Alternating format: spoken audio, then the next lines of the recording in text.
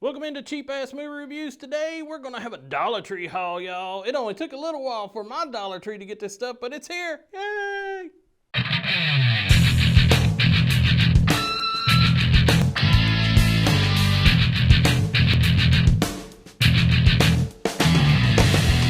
First up, and these are in no particular order, we're going to go with Red Rage. Now I noticed at my particular Dollar Tree they had a lot of Blu-rays. Red Rage is apparently some kind of drug film. So anyway, Red Rage. It looked a little horror. I don't know. It's a little out there. Next up, Righteous Villains. Righteous Villains. In a modern day tale, all the damned are on earth, and there is one boy who has the power to save humanity, but he is being followed by a devil known as the Illuminated.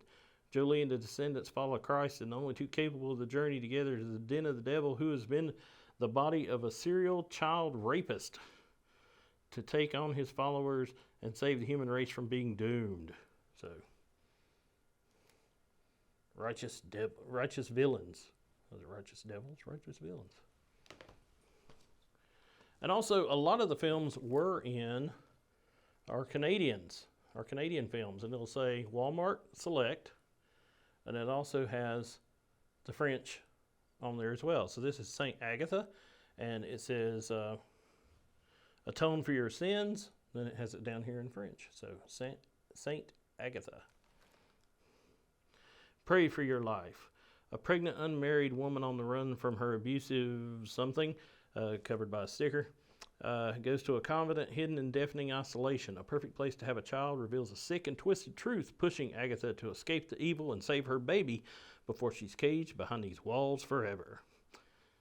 An engaging thrill ride full of shocking moments by Bloody Disgusting. And that is St. Agatha. Next up, and I'd heard of this one, and when it came around, Winchester, which is Helen Mirren, starring as Madame Winchester, of the Winchester gun fame. And the real life house is supposed to be the most haunted house in America. And it's also, she kept building onto it, adding on to it. I don't really know what the legend is, so that's why we got to watch the movie. But Winchester. On an isolated stretch of land outside of San Francisco sits the world's most haunted house, constructed by heiress Sarah Winchester, played by Helen Mirren. To break her family's curse, the massive house was designed to imprison the vengeful spirits who fell victim to the rifle designed by the Winchester Repeating Arms Company, based on actual events. And there's Miss Helen Mirren in costume. And there's the cover again, Winchester. And that's her face. It kind of looks like the Ringo. Also, now we're getting into the Halloween wacky films here. So, Ouija room. She was better off alone. Well, I guess she was if she was in the Ouija room. Anyway, an agoraphobic woman begins summoning spirits to be her friends while her brother is gone during the day. Not too smart. But the more time she spends with the spirits, the more it becomes clear that they aren't so friendly after all. Ouija room. Next up, and this was just for my wife, Clown Motel. Checking in? Haha, he says, with a question. Anyway, have you ever heard of the Clown Motel? A group of ghost hunters coming back from an old ghost town and a bachelorette party returning home from Vegas stumble across the Clown Motel, located in the middle of nowhere. Though no one is there to greet them, the two groups decide to stay for the evening. After a wild night of partying, they awake to find their vehicles sabotaged, leaving them stranded, left to discover if this motel is truly abandoned or if it is home of the souls of the clowns who once lived there. Clown Motel. That's a nice little theme for that, isn't it? And this is the one that interests me. I saw some other folks having this, and I just thought that looked too cool. Killer Tattooist. He always leaves his mark. A series of murders have occurred, and the victims found tattooed and skinned. When the police hear a family was found slaughtered and got tattooed together before disappearing. They send Ava to the local tattoo parlors. There, Ava and Nathan, not knowing one of the guys is the real serial killer, have been sent, and the two start dating. Well, that's never good. Ava has no idea how much danger she's in, and there's just a horrible end could face by the hands of the deranged killer tattooist. Killer tattooist. His designs on Mother didn't last for long. Name that musical, kiddies. Dear Diary. Her journal is a gateway to hell, as are most young women's journals. Anyway, when a psychiatrist researches a young girl's diary to find out why she murdered her entire family, he begins to fall for the same state of insomnia and confusion that led to her losing her mind. Anyway, sleep at your own risk. I've got a lot of awards there, so it might be pretty good. Dear Diary. Next up, Little Monsters. Now, I saw a trailer for this on one of the films I watched, I think, over the summer. Got a good rating on Certified Fresh with Rotten Tomatoes, but it's got Lupita Nyong'o from Black Panther. Anyway, it's also got Josh Gad, so a lot of folks in it from Frozen. But here we go. A teacher and a kids show personality team up to protect a group of young children from a sudden zombie outbreak. Dun dun dun, Little Monsters. The trailer looked very interesting. Now we're starting to get to some of the normal movies. November Man. Pierce Brosnan returned as a spy in this film, and a lot of people were like, might have let him go from Bond a little too soon. But that does happen. Pierce Brosnan stars in this action-packed spy thriller set in the ruthless world of international espionage. Codenamed the November Man, Peter Devereaux is a lethal and highly trained ex-CIA agent who has been living in Switzerland. When Devereaux is lured out of retirement to safeguard a beautiful witness targeted for assassination, he's drawn into a deadly game of cat and mouse with his former friend and protege, David Mason. With no one to trust, Peter must survive Mason's relentless assault and root out the suspected CIA mole who may pose the greatest threat of all. November Man. Next up, Charlie Bartlett. It's like Juno. It's a movie with big laughs and a lot of heart. A clever, crazy comedy. Anyway, got a lot of good people in it. Anton Yelchin, Hope Davis, Kat Dennings, and of course, Robert Downey Jr. Da-da-da. The kids at Western Summit High have issues, and newcomer Charlie Bartlett is coming to their rescue with a briefcase full of prescription pills and a head full of pop psychology. This rebel with a cause brings hilarious hep to the student body and unending grief to his neurotic principal, Mr. Gardner, played by Robert Downey Jr. Suddenly, Charlie is the hottest man on campus, and he's caught the eyes of Gardner's sultry daughter.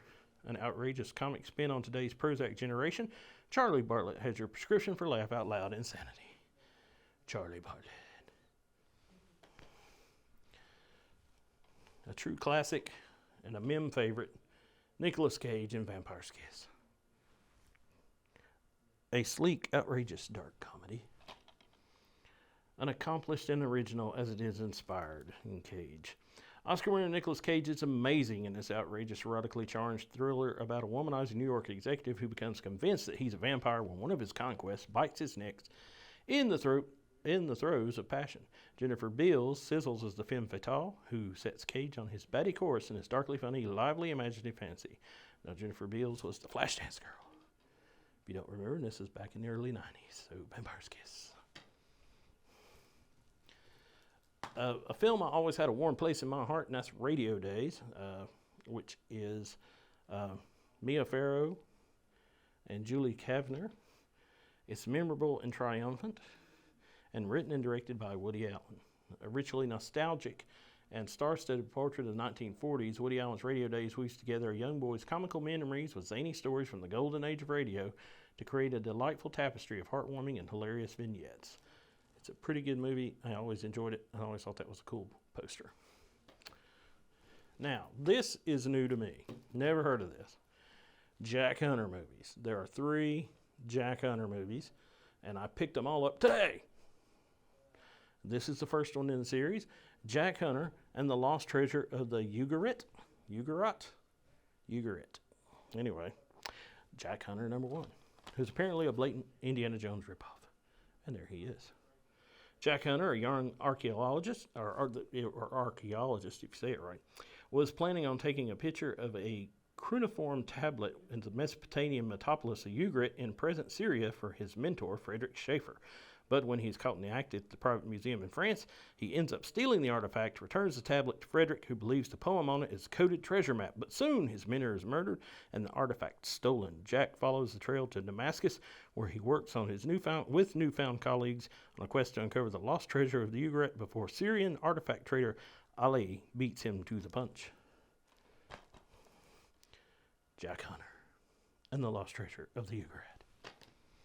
Jack Hunter #2 in the Jack Hunter trilogy. We have Jack Hunter and the Quest for Akhenaten's Tomb. He kind of looks like Chris Pine right there, but it's not really Chris Pine. Anyway, Jack Hunter and the Quest for Akhenaten's Tomb. Jack Hunter returns yet again as a high-profile archaeologist and forced to join the NSA, who send him to join archaeologist ex-flame Leah Hallstrom on a site that she has recently been attacked by mysterious men. The study of an obelisk they found and realized to contain a map to find the fabled tomb of Akhenaten. Joined by previous colleague Nadia, the three set out to find the tomb and its boundless treasure, the second piece of the Star of Heaven. And guess what the third film's name is? Oh, it's on Blu-ray. We've upgraded. Jack Hunter and the Star of Heaven. So Jack Hunter returns. Seems like it's got the same cast. After finally reaching the tomb, Jack and his colleagues find it empty except for a single Roman coin, and he believes that the Romans looted the tomb and took the treasure to Constantinople. Jack and Nadia Ramadan team up again to find the last piece of the Star of Heaven in Turkey, but Nadia's boyfriend Tariq is playing for both sides. He's been giving information to the old rival Littman, who wants to use the treasures for nefarious purposes. Still looking like Chris Pine in that picture. Jack Hunter, the final chapter. Now, this was just too good to pass up for a buck. Stallone in Rocky. Boom. That's all I got to say. If you're local, then you know that this was one of the first films that played at the Westgate Twin in Lenore, North Carolina. Just saying. The one side was Smokey and the Bandit, and on theater #2 was Rocky, and they both played for an extended run. It's a classic. Not going to talk about it. You know everything about it. Rocky. This looked like fun. Original Gangsta.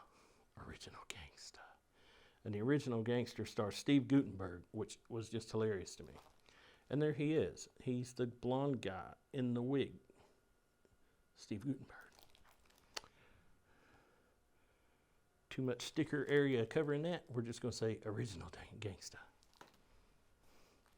Next up, you cannot go wrong with Jean-Claude. Jean-Claude Van Damme, one of the few people I actually interviewed, and he was a friendly guy, a lot of fun. Jean-Claude Van Damme in The Bouncer, a must-see, and it is made by the producers of Mandy, which if you haven't seen Mandy with Nicolas Cage, that's a trippy film. To secure his freedom and custody of his 8-year-old daughter, a bouncer, Jean-Claude Van Damme, is forced to collaborate with the police to infiltrate a dangerous gang. Sounds like fun. Sounds like just another day for Jean-Claude Van Damme. This one threw me. Night Hunter. Who's that guy on the cover? He looks familiar. Oh, wait, it's Superman. Oh, my God, it's Henry Cavill. So, had to pick that up. A weathered lieutenant, played by Henry Cavill, and a local vigilante, played by Ben Kingsley, are caught in a dangerous scheme involving a recently arrested troll man who's linked to years of abductions and murders. Night Hunter. Starring Henry Cavill. Next up, this one threw me as well. We have Mississippi Grind.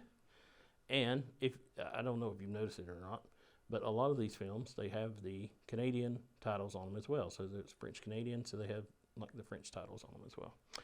Anyway, I saw this film. What's the first thing you think? I'm thinking Ryan Reynolds and Martin Short. Nope, Not Martin Short. It is Ben Mendelsohn, which you're like, who's Ben Mendelsohn? He's Carrick from Rogue One. Yeah, that guy. He looks just like friggin' Martin Short right there. Anyway, down on his luck gambler Jerry, played by Ben Mendelsohn, and his hot streak buddy Curtis, played by Ryan Reynolds, hit the road for New Orleans, hunting a big payday. On riverboats and racetracks, they chase women and thrills before risking it all in the wager of their lives. Superb. Mississippi grind. Gunpowder. Now, this is a BBC show. It's 3 separate hours, Gunpowder is. Gunpowder, the gripping 3-part series starring Kit Harington as Robert Catesby, a Warwickshire man who was the mastermind behind the plot to blow up the Houses of the British Parliament on November 5th in 1605. Remember the 5th of November. Anyway, got Kit Harington, got Mark Gatiss, and Liv Tyler. Can't be too bad. 3-hour show, Gunpowder. Another BBC find.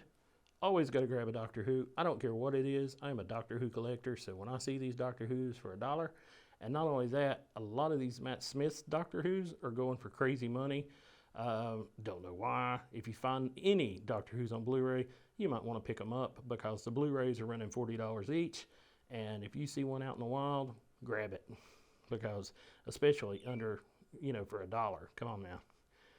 Anyway, this is Series 7 Part 1.